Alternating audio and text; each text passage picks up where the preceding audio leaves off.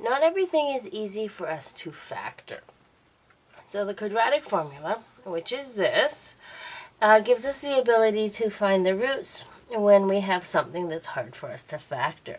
For the quadratic equation, the formula requires that the actual equation is in the form of ax squared plus bx plus c equaling 0. So we need to have everybody on one side, having it equal to 0. And to make our lives easier, we're going to want our exponents to be descending, so our squared first, then our x, then our constant. As we go to look at our first example, first thing we look at is see if everything is on one side. If it isn't, we need to move it over. In this case, it is. So can we divide everybody by 12? Nope. So factoring will be more difficult for us, so let's go with the quadratic formula. So we're looking at listing our variables. A is in front of the x squared, which is 12. B is in front of the x. Now recall that although this is 47, that is minus 47, and that the sign goes with the number. So here we're going to put down negative 47, and C is the constant, the number without a variable. So there are our three pieces. Our quadratic formula was x is equal to negative b plus or minus b squared minus 4ac. All of that is under the radical sign, and everything is divided by 2a. Now we are going to take this equation, this formula, and we are going to replace the letters with these numbers. So we're looking at x equals. This is a negative. It is part of the formula, so we need it regardless of whether b is positive or negative. Here b is negative, so we're going to need another negative sign to go with our number. Plus or minus. We are going to want to make sure that our negative number is in brackets as we go to square it so that we end up with the correct value. And then we have minus 4 times 12 times 45. All of this is under the radical sign, and then we're dividing it by 2 times a, which is 2 times 12. As we go to simplify and solve this, we're going to calculate each section individually. Here we're going to look for the new radicand. We are not going to square root it at this point. Double negative. Negative times a negative is a positive, so that is positive 47 plus or minus. When we calculate the radicand here, that comes out to 49 under our square root sign. And then 2 times 12 is 24. So what we have now is 47 plus or minus the square root of 49 divided by 24. We are going to, at this stage, take a look, see whether or not this 49 can be simplified. It is a perfect square, so the square root of 49 is 7, so we can go x is equal to 47 plus or minus 7 divided by 24. Now, because we no longer have a radical here, we can actually calculate, find out what these numbers are going to be. This is a plus or minus, which means as we go to calculate it, we're going to have two scenarios. We have 47 plus 7 divided by 24. And we need our minus scenario as well. So we also have x is equal to 47 minus 7 divided by 24. We need to have both cases. We cannot add and subtract at the same time. So this is 47 plus or minus, not 47 plus and minus.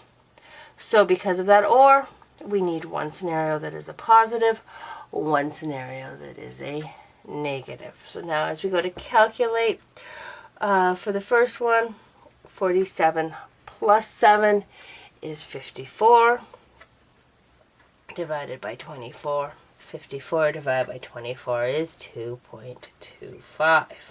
So there is one of our answers. However, recall we had two options. We had the plus or the minus. So going back, looking at our minus scenario, 47 minus 7 is equal to 40 over 24.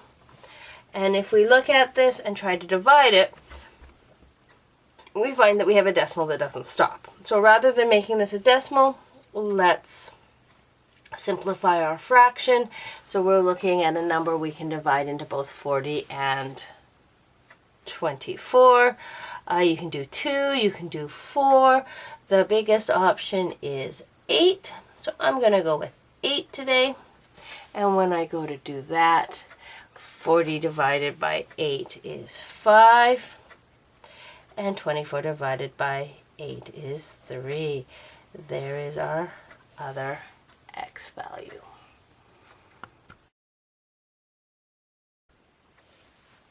Before we can use the quadratic formula, we need to make sure everything is on one side and that it is equal to 0.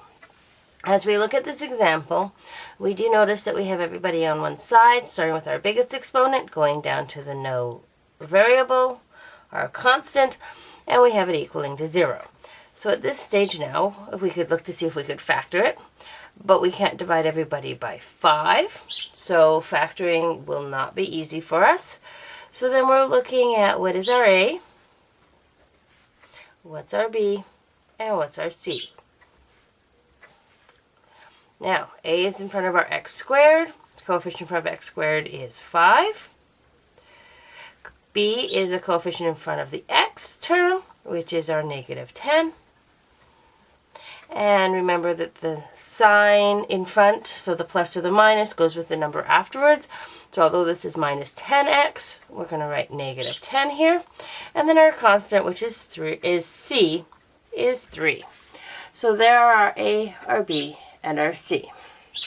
The quadratic formula is x equals negative b plus or minus b squared minus 4ac, all under the square root sign, and then everything is divided by 2a.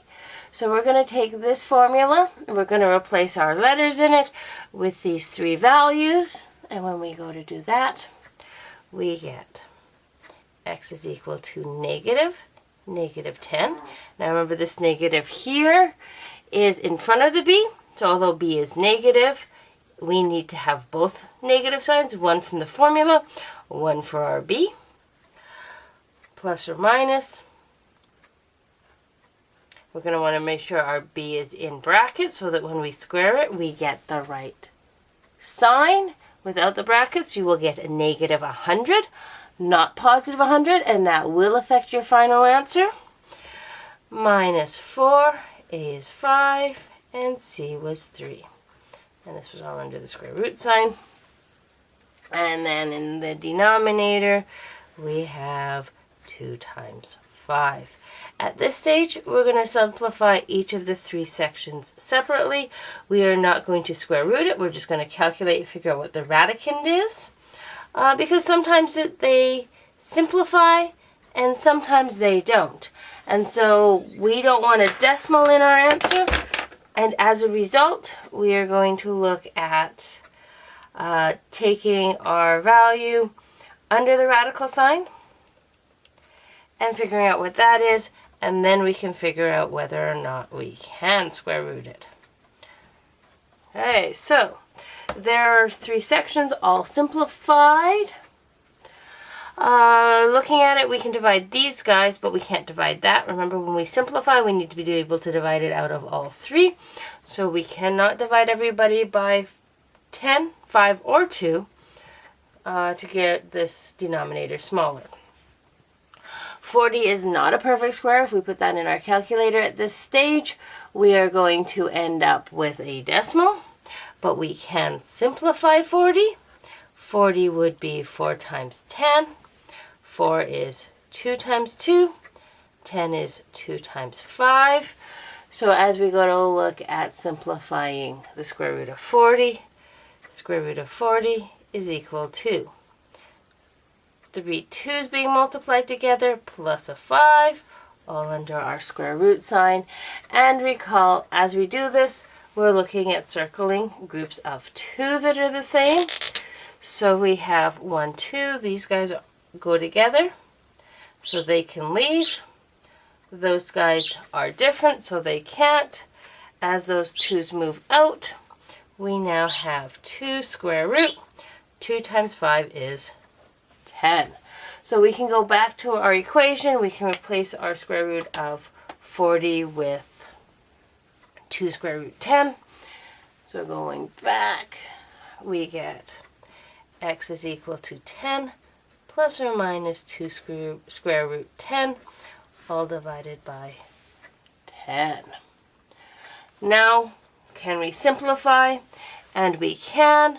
At this point now, all 3 coefficients can be divided by 2. So we can divide this one by 2. We can divide this one by 2. We can divide this one by 2. And when we get that, we can write x equals 5 plus or minus 1 square root 10 divided by 5. And we can write it either like this, or we can write it without 1 as the coefficient, and we have x equals 5 plus or minus the square root of 10 divided by 5. There's our final answers.